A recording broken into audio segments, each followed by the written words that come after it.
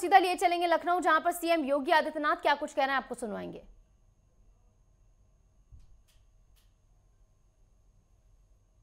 कार्यक्रम के साथ रुचि लेने के लिए हृदय से आभार व्यक्त करता हूं और आपका अभिनंदन भी करता हूं। एक वर्ष पहले मैंने आपसे अनुरोध किया था कि उत्तर प्रदेश इन्वेस्टमेंट का सबसे अच्छा डेस्टिनेशन बने। सरकार की जो नीतियां थीं, सरकार के द्वारा उस प्रकार का माहौल तैयार किया गया,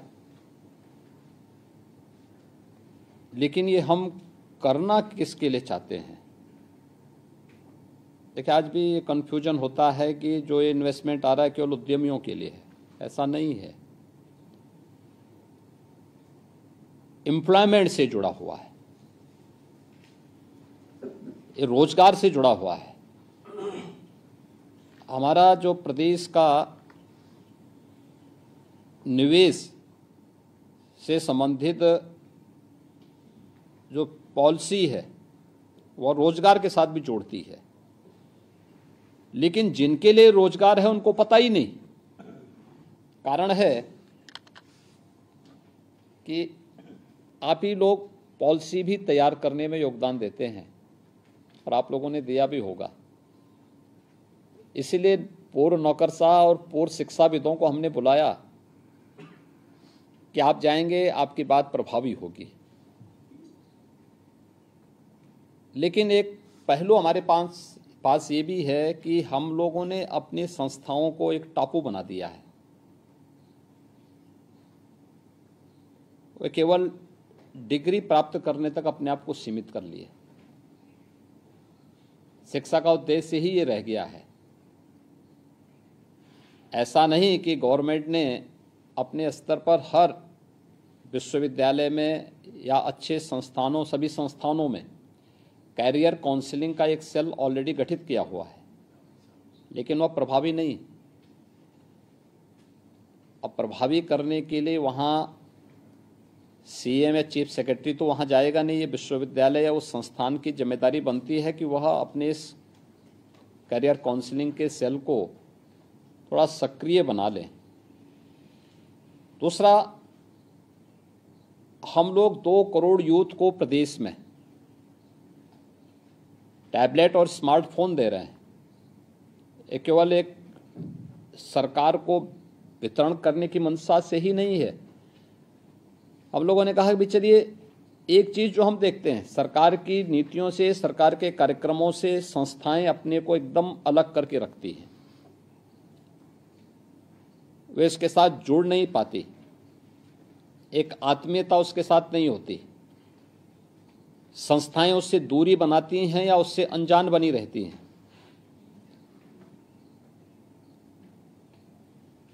सरकार ने इस बात को तय किया कि भाई ये दूरी न हो, इसलिए हम लोग जो स्मार्टफोन और टैबलेट भी दे रहे हैं, तो उसमें हमने केंद्र या राज्य शासन से जुड़े हुए वे सभी कार्यक्रम उसके साथ जुड़े हुए जो यूथ से रिलेटेड हैं, उनसे जुड़े हुए कार्यक्रम। तीसरा, यहाँ पे टेक्निकल एजुकेशन हो, वोकेशनल एजुकेशन हो, इन सबको इस बारे में भी कहा गया कि भाई, या हमारा जो औद्योगिक विकास का विभाग है, कि हमारे पास गत वर्ष जो यहाँ पे इन्वेस्टमेंट का हम लोगों ने यहाँ पे आयोजन किया था, इन्वेस्टर समिट के कार्यक्रम में जो हमारे पास प्रस्ताव आए, हमने टेक्नोलॉजी का उपयोग किया। निवेश मित्र पोर्टल और निवेश सारथी पोर्टल के साथ साथ इंसेंटिव मॉनिटरिंग सिस्टम को भी हम लोगों ने काफ़ी स्ट्रेंथन किया और यूपी ने उस मामले में काफ़ी चीज़ों को ईज ऑफ डूइंग बिजनेस की दृष्टि से प्रभावी बनाया। इन सबको आगे बढ़ाते हुए जो सबसे बड़ी बात ये थी कि ये उन छात्रों को जानकारी मिले और इन सभी कार्यक्रमों की जानकारी हम उसको दे सकें। एक तकनीकी दृष्टि से वह सक्षम होगा, लेकिन साथ साथ वह शासन की योजनाओं के बारे में और शासन की पॉलिसी के बारे में भी उसको जानकारी होगी। तीसरा, उसको जॉब ढूंढने के लिए बाहर नहीं जाना होगा, उसको पता है। इसलिए इंडस्ट्री से कहा गया कि भाई आप बताइए, अपनी रिक्वायरमेंट बताइए कि आपको क्या चाहिए। हमारी संस्थाएं उस प्रकार के मैन पावर को ट्रेन करेगी, हम उसको आगे बढ़ाने का कार्य करेंगे। आपको हमें केवल बताना है कि भाई हमें इतने लोग इस प्रकार की, क्योंकि हमारे पास मैन पावर है, उस मैन पावर के स्केल को स्किल में बदलना, ये हमारी संस्थाएं अपने आप करेंगी। औद्योगिक विकास विभाग इस कार्यक्रम को आगे बढ़ा रहा है। मैं तो ये है कि जितने लोग जो हमारे यहां निवेश आया है, इस निवेश का लाभ किसको है? ये केवल उद्यमी को नहीं है, जिस क्षेत्र में हो रहा है वहां का पूरा इकोसिस्टम उससे प्रभावित होगा। एक इंडस्ट्री आती है तो कनेक्टिविटी बढ़ेगी ना, वहीं पे लोग, किसी का रेस्टोरेंट चलेगा, किसी की टैक्सी चलेगी, किसी का होटल चलेगा, किसी का कोई अन्य कार्य उससे प्रारंभ होगा, और बाकी वहाँ के लोग, अलग अलग प्रकार के लोग वहाँ पे रोजगार भी पाएंगे, नौकरी भी पाएंगे।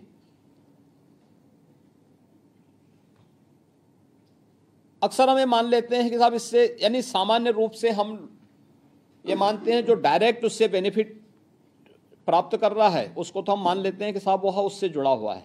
शेष जो इनडायरेक्टली जुड़ा हुआ है उसको हम उसके साथ काउंट नहीं करते। जो रोजगार प्राप्त कर रहा है उसको हम उसके साथ नहीं जोड़ते हैं, और इसलिए लोगों के मन में एक आत्मीयता का भाव नहीं हो पाता है। सरकार की नीतियां केवल टेक्निकल बैकग्राउंड के लिए ही नहीं है, बल्कि उन लोगों के लिए भी है जो सामान्य मानविकी विषयों को लेकर के भी डिग्री प्राप्त कर रहे हैं। हमारी सीएम इंटर्नशिप की स्कीम किसी भी उस संस्थान में जहां पे 10 से अधिक लोग काम कर रहे हैं, किसी एक व्यक्ति को वहां पे इस स्कीम के साथ जोड़ने के लिए उन्हें प्रेरित करती है कि आप जोड़िए, आधा मानदेय गवर्नमेंट देगी, आधा आप दीजिए। एक निश्चित समय के बाद उसके पास एक एक्सपीरियंस सर्टिफिकेट होगा, फिर वह जाएगा कहीं भी इस योजना का लाभ लेगा। काफ़ी बड़ी पैमाने पे लोग उसका उपयोग भी कर रहे हैं। हमें इन सभी की जानकारी होकर के उस यूथ को बोलना है कि देखो हम 1 वर्ष पहले आए थे ना, हो सकता है आपके संस्थान बदले होंगे, और हमने कहा था ना कि देखिए करेंगे। ये 10 लाख करोड़ रुपए से अधिक के निवेश के जमीनी धरातल पर उतरने का मतलब, इससे लगभग 35 लाख के आसपास नौकरी सीधे सीधे यूपी के नौजवानों को मिलेगी, बशर्ते वह उसके योग्य होगा। क्योंकि हम ये बाध्य नहीं करेंगे कि ये नौकरी यूपी के लोगों को ही मिलनी आवश्यक है। अगर वह उसके योग्य नहीं है तो मत दीजिए, लेकिन अगर योग्य है तो वह नौकरी अवश्य प्राप्त करेगा। देखिए, मुझे याद है जब आज से कुछ वर्ष पहले मैं नोएडा गया था, वहाँ के कुछ लोगों ने मेरे सामने इस बात को रखा कि साहब ज़मीन हमारी है लेकिन नौकरी हमें नहीं मिलती है, क्या ये नहीं हो सकता है कि यहाँ पे कुछ नौकरियाँ हमारे लिए रिजर्व कर ली जाएं? तो मैंने कहा फिर निवेश करने वाला निवेश क्यों करेगा जब उसको सब सिफारिशी पे रखने हैं? तो उसको अपनी पूंजी की भी सुरक्षा करनी है, और पूंजी इसलिए निवेश कर रहा है वह जिससे वह बढ़ सके, एम्प्लॉयमेंट उससे जनरेट होगा। हम अपने लोगों को इतना ट्रेंड करें कि वे वहाँ जॉब प्राप्त कर सकें, एम्प्लॉयमेंट वहाँ से अर्जित कर सकें। इसके अनुसार आप कार्य करिए। आपको बताइए आपको क्या चाहिए वहाँ पे? स्किल डेवलपमेंट का सेंटर चाहिए, कोई वोकेशनल ट्रेनिंग का सेंटर चाहिए, कोई टेक्निकल इंस्टीट्यूशन चाहिए। गवर्नमेंट उसके लिए आपको फैसिलिटेट कर सकती है, लेकिन गवर्नमेंट इसको कैद करके नहीं रख सकती कि नहीं साहब इन्हीं लोगों को देना है, क्योंकि तब तो कोई इंडस्ट्री आएगी नहीं यहाँ पे। हमें लोगों को मानसिक रूप से तैयार करना है कि हम योग्य होंगे तो हमें नौकरी यहीं मिलेगी, और जो हमारा ये कामकाजी वर्ग है देखिए, अभी मैं इकोनॉमिक टाइम्स की एक रिपोर्ट पढ़ रहा था, इसी महीने की है। तमिलनाडु में यूपी के 2 लाख से अधिक लोग वहां कार्य कर रहे थे। पिछले कुछ वर्षों के अंदर, 3-4 वर्षों के अंदर, उनमें से 60,000 लोग वापस आए हैं टेक्सटाइल में। वे यूपी में आए हैं क्योंकि यूपी में उनको काम मिला है, प्रोडक्शन पर वहां असर पड़ा है, लेकिन यहां के लोगों को यहीं पे कार्य मिला है। दूसरा, कोरोना में लॉकडाउन के दौरान जब काफी बड़े पैमाने पे कामगार और श्रमिक वापस आए थे, और यूपी पहला राज्य था जिसने कहा था कि भाई हम इन लोगों को अपने यहाँ एब्जॉर्ब भी करेंगे, इनको लेंगे भी और इनको अपने यहाँ वो करेंगे, क्योंकि वहीं के रहने वाले हैं तो जाएंगे कहाँ, हम उनके साथ खड़े होंगे। चैलेंजेस थे, हम तब भी खड़े हुए। यूपी की इकोनॉमी इससे मजबूत हुई, लेकिन जहां से लोग आए थे वहां की जितना प्रतिशत लेबर वहां का कम हुआ, उतना वहां की इकोनॉमी डाउन भी हुई। वह केवल एक लेबर नहीं है या केवल एक व्यक्ति नहीं है जो काम कर रहा है, बल्कि वहां की इकोनॉमी को स्ट्रेंथन करने में उसका बहुत बड़ा रोल है। और उस दृष्टि से 56% से अधिक की आबादी यूपी के अंदर वह है जो कामकाजी है। इसके मन में एक विश्वास पैदा होना। देखिए, सबसे पहली बात है कि उसके मन में एक विश्वास पैदा करना है कि भाई देखो, ये नौकरी आएगी, आप इसके लिए अपने आप को तैयार करो। संस्थाओं को कि भाई कैरियर काउंसलिंग के अपने कार्यक्रम को थोड़ा आगे बढ़ाइए। अभी देखो इजराइल की बात, इजराइल में हमारे यहाँ से 5,000 से अधिक लोग जा रहे हैं। कहने के लिए तो लोग कहेंगे साहब इजराइल क्यों भेज रहे हैं या वार जोन में क्यों भेज रहे हैं। मुझे एक बात बताओ, जो व्यक्ति यहाँ पे कितनी भी मेहनत करेगा, 15 से 20 हज़ार रुपये महीना कमाएगा, वही वहाँ जाएगा 1.5 लाख रुपये महीना वह व्यक्ति कमा के अपने घर भी भेजेगा तो मार्केट पे भी इसके यहीं के मार्केट में उसका असर पड़ेगा ना, यहीं के लोगों को नए रोजगार जनरेट करने में उसका योगदान देगा। और ऐसा नहीं कि एक दिन में हो गया हो। मैंने ऐसे अचानक विभाग से कहा, मैंने कभी ये बताओ, वहाँ पे इजराइल और फिलिस्तीन के बीच में जो युद्ध चल रहा है, या रूस और यूक्रेन के बीच में युद्ध चल रहा है, आप भी तो देखो कि आप कहाँ पे हैं। आप उनकी सेना में भर्ती नहीं हो सकते, आपको उसमें भर्ती भी नहीं होना है, लेकिन वहाँ पे जो तोड़फोड़ हो रही है, तो इस तोड़फोड़ में आप भी देखो ना। देखिए, मुझे याद है कि कोरोना कालखंड में ही हम लोग एक बैठक ले रहे थे, तो कुछ लोगों ने कहा साहब जो है मनरेगा में काम अब रह ही नहीं गया है क्योंकि सारे कार्य तो हो चुके हैं। तो एक अधिकारी ने कहा साहब जो तालाब खोदे गए थे अब उसको पाटा जाए एक बार थोड़ा। तो हमने कहा उससे क्या होगा, कहा साहब रोजगार तो सृजित होंगे। तो अगर 2 देशों के बीच में युद्ध हो रहा है तो आप तो निर्माण कार्य के लिए जा ही सकते हैं। और देखिए, जैसे ही वहां एम्बेसी से संपर्क किया गया, वे तत्काल यहां दौड़ आए और 5,000 लोगों का उन्होंने सिलेक्शन किया। और भी देशों से मांग शुरू हो गई। यह हमारा वह मैन पावर था जो अनस्किल है, इसको यहां पे ट्रेनिंग हम दे रहे हैं और फिर इसको वहां लेके हम भेजने जा रहे हैं। अगर संस्थाओं में एक मैसेज तो ये कि भाई देखो, 1 वर्ष पहले मैं या मुझसे जुड़े हुए इस पूरी टीम का कोई एक व्यक्ति आपके पास आया था, अब सरकार ने उस प्रकार की नीतियां भी बनाई हैं, उस प्रकार के कार्यक्रमों के साथ भी आपको जोड़ रही है। आपके लिए अधिक से अधिक नौकरी यहाँ पे सृजित हो रही है। इस सृजन की प्रक्रिया के साथ साथ आपके संस्थान को भी अपने आप को तैयार करना होगा, कैरियर काउंसलिंग के साथ इन छात्रों को जोड़ना। इंडस्ट्री की, सोसाइटी की, स्टेट की या देश की या दुनिया की कहाँ की क्या रिक्वायरमेंट है, इसको वहां पे ढूंढना और फिर उसको यहां पे उन बच्चों को उसके अनुरूप तैयार करना। एनईपी लागू हुई। एनईपी में इस बात को दिया गया है कि हम अपने सामान्य पाठ्यक्रम के साथ साथ अन्य कार्यक्रमों के साथ जुड़ेंगे, उनके स्किल डेवलपमेंट के प्रोग्राम भी साथ साथ चलेंगे। कहीं कोई रोक टोक नहीं है, एक साथ ड्वेल डिग्री के लिए आप कार्य कर सकते हैं, उस पर अपने कार्यक्रम को, अपने कैरियर को आगे बढ़ा सकते हैं। लेकिन 2 डिग्री एक साथ लेने की बजाय अगर वो व्यक्ति अपने कैरियर को आगे बढ़ाने के साथ साथ सामान्य कार्य सीखने के लिए वह व्यक्ति स्किल डेवलपमेंट से जुड़े हुए किसी एक प्रोग्राम के साथ जुड़ता है, तो उसका यह पर्पज भी सॉल्व होता है।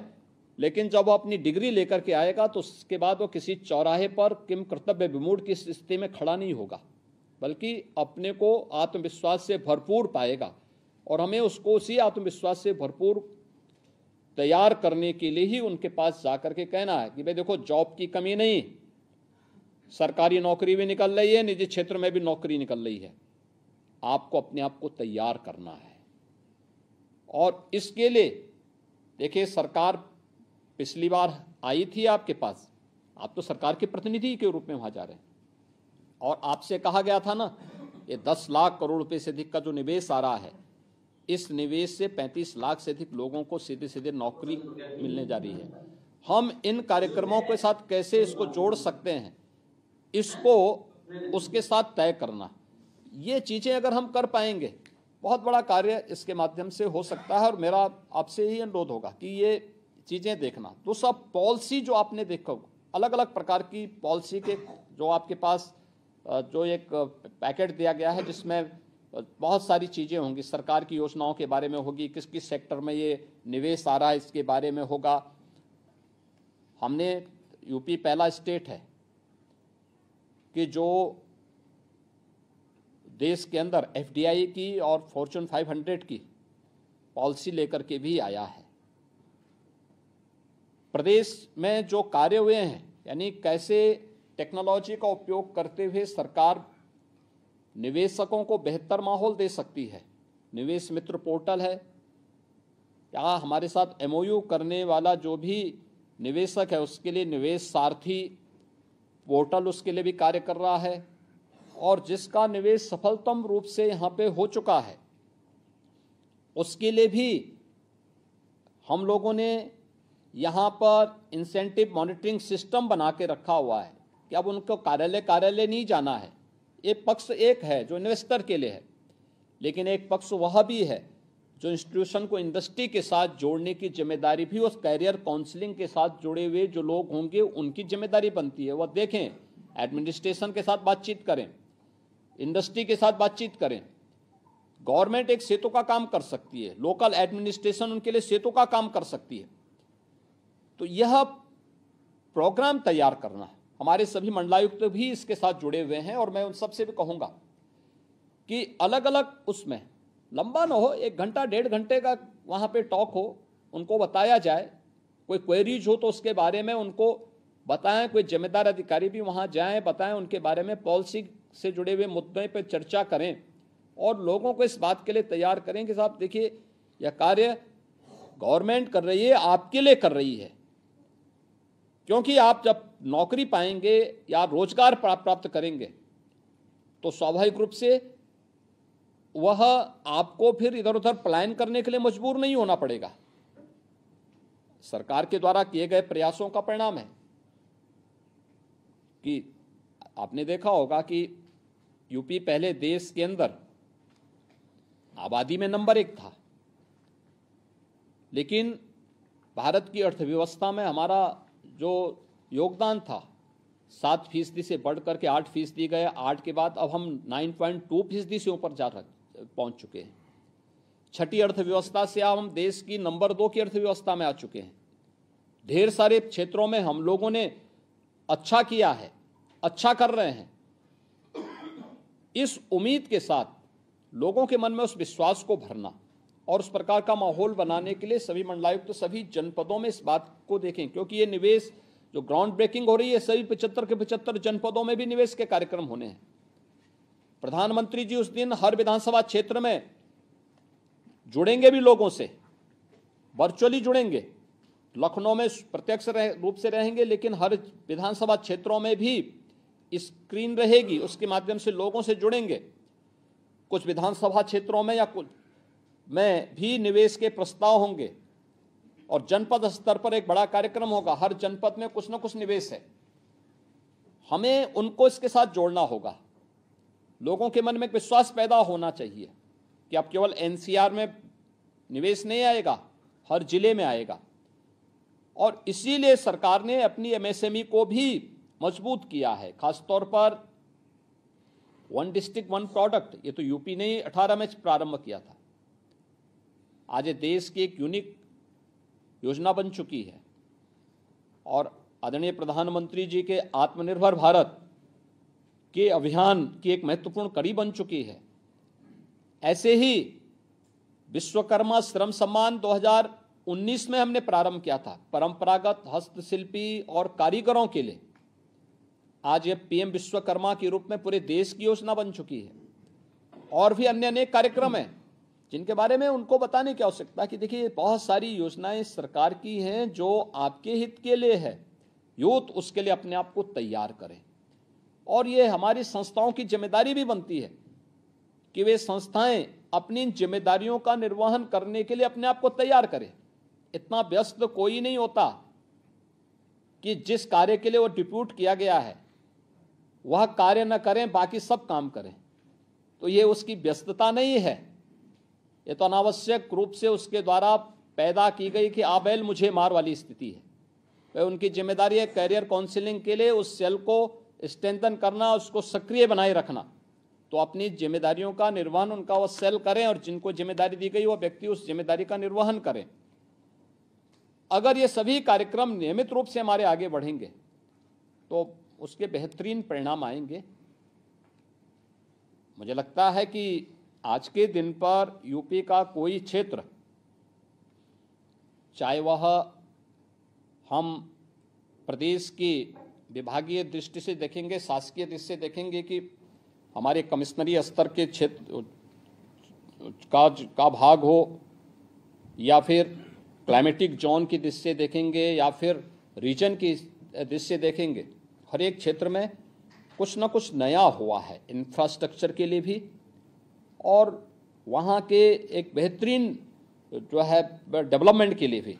सरकार ने बहुत कुछ आगे करने का प्रयास किया, हमें उनके साथ जोड़ना चाहिए। ये इंफ्रास्ट्रक्चर आया है आपके पास, एक्सप्रेसवे का, 4 लेन का, गांव-गांव की कनेक्टिविटी बढ़ी है, या निवेश के ढेर सारे जो प्रस्ताव आ रहे हैं। कोई सोचता था कि यूनिलीवर हमीरपुर में निवेश करेगा, पेप्सिको की यूनिट बाराबंकी में लगेगी, या फिर ब्रह्मोस मिसाइल लखनऊ में बनेगी, या भारत डायनेमिक्स की यूनिट जो है आपके झांसी में स्थापित होगी, या बुंदेलखंड एक्सप्रेसवे के साथ जुड़ेगा, या बुंदेलखंड और बिंद क्षेत्र में हर घर नल की योजना साकार होगी।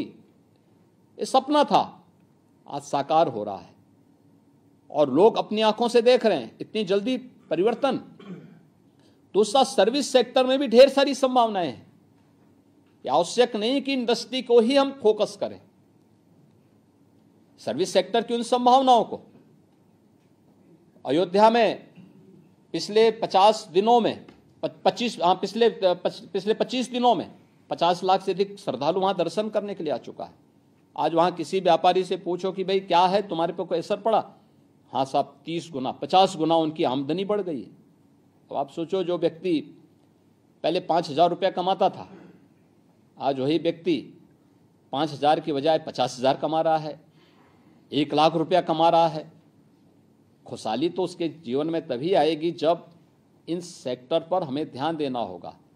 और मैं तब भी लोगों से बोलता था, अयोध्या में जब वहाँ पे हम लोग अधिग्रहण कर रहे थे, सड़कों को चौड़ीकरण का कार्य कर रहे थे, उस समय लोगों को लगता था कि साहब ये केवल एक हवाई सब कार्य हो रहे हैं। मैंने कहा देखो भाई, एक बार कार्य होने दीजिए, मैं भी भाग नहीं रहा हूँ, तुम भी यहीं रहोगे, मैं भी यहीं रहूँगा, और उस समय देखना क्या परिवर्तन होगा। आज आप देख रहे हैं उनके चेहरे की खुशहाली इस बात को बताती है कि नहीं, सड़क तो कम पड़ी रही, लोग अब कह रहे हैं जिनसे उस समय लेने के लिए मुझे 3-3, 4-4 बार बैठक करनी पड़ी थी, आज जो कह रहे हैं साहब हम भी अपना मकान देना चाहते हैं, वे लोग स्वतः तैयार हो रहे हैं, क्योंकि हमने वहाँ के लिए चेंज किया। FAR में उनको छूट दी, अच्छा कंपनसेशन दिया, आज सड़कें बनी, उस इंफ्रास्ट्रक्चर को देख के पूरा लुक ही चेंज हो गया वहाँ का। ये चेंज आता है, लोगों को बुरा लगता है, लेकिन बाद में जब रिजल्ट आते हैं तो लोग भी उसमें सपोर्ट करते हैं। लोगों को इसके बारे में हमें समझाना पड़ेगा कि सरकार की पॉलिसी आपके हित में है, आपके लिए है, और आप ही के को ध्यान में रख करके बनाई गई है। ठीक है, निवेश हम ग्राउंड ब्रेकिंग एक उद्योग का करेंगे, लेकिन अल्टीमेटली उसका लक्ष्य एम्प्लॉयमेंट है। एम्प्लॉयमेंट, अधिक से अधिक एम्प्लॉयमेंट जनरेट करना। एम्प्लॉयमेंट किसके लिए? यूथ के लिए। इसके लिए हमारी संस्थाओं की जिम्मेदारी क्या है? उस प्रकार के प्रोग्राम को पैरेलल तैयार करना है, इंडस्ट्री की मांग के अनुरूप मैन पावर को अपने यहाँ तैयार करना, उसके स्किल डेवलपमेंट के लिए अपने आप को तैयार करना। ये चीज़ें अगर हम लोग एक साथ आगे बढ़ा सकते हैं, और उसके लिए आवश्यक होगा कि उसके मन में एक विश्वास पैदा हो, पहले संस्थाओं के प्रति, निवेश के लिए, और प्रत्येक कार्य के प्रति एक आत्मीयता का भाव। देखिए तभी आएगा, नहीं तो सार्वजनिक संपत्तियों को क्षति पहुंचाने की उसको आप रोक नहीं पाएंगे। उसके मन में आना चाहिए ये जो सरकारी संपत्ति है जिसको मैं नुकसान पहुंचा रहा हूं, ये मेरे ही टैक्स से बनी हुई है, मुझे इसको क्षति नहीं पहुंचाना है, क्योंकि सरकार डायरेक्ट इनडायरेक्ट तो उन्हीं से वसूल कर लेगी बाद में। किसी CM या किसी मिनिस्टर की अपनी जेब से नहीं जाता कोई पैसा, लेकिन उससे क्षति स्टेट की होती है और प्रत्येक व्यक्ति उसका भुक्तभोगी होता है। हमें ये भाव उसके मन में पैदा करना पड़ेगा, तब ये चीज़ें आगे बढ़ेंगी। और इसीलिए आपका जो एक्सपीरियंस है, आपने बदलते हुए यूपी को देख रहे हैं आप लोग, क्योंकि आपने एक लंबा समय उत्तर प्रदेश में, देश में दिया है, अलग अलग सेक्टर में दिया होगा। आज उसका लाभ भी लोगों को मिलते हुए उसको जब आप देख रहे होंगे तो उनको बताने की आवश्यकता है कि चेंज